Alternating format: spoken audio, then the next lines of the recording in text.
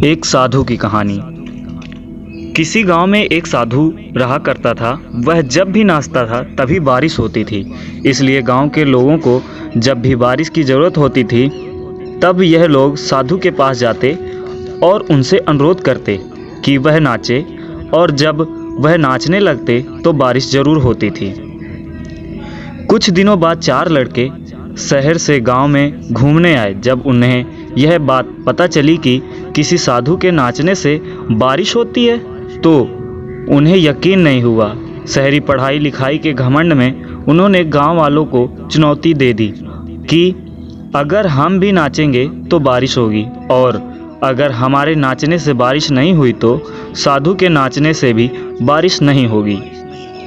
अगले दिन सुबह सुबह गांव वाले उन चारों लड़कों को लेकर साधु के कुटिया के पास पहुँचे। गांव वालों ने साधु को सारी बात बताई। फिर उन लड़कों ने नाचना शुरू किया। पहले लड़के ने नाचना शुरू किया।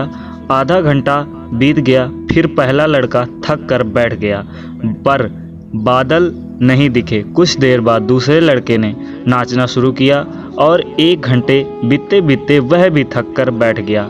बाकी दोनों लड़कों ने भी ऐसा ही किया, पर बारिश नहीं हुई। अब साधु की बारी थी। उसने नाचना शुरू किया। 1 घंटा बीत गया पर बारिश नहीं हुई। साधु फिर भी रुका नहीं, वह नाचता ही रहा। नाचते नाचते 2 घंटे बीत गए पर बारिश नहीं हुई। लेकिन साधु तो रुकने का नाम ही नहीं ले रहा था। धीरे धीरे शाम ढलने लगी कि तभी बादलों की गड़गड़ाहट सुनाई दी और जोरों की बारिश होने लगी। यह देखकर चारों लड़के दंग रह गए और तुरंत साधु से क्षमा मांगी।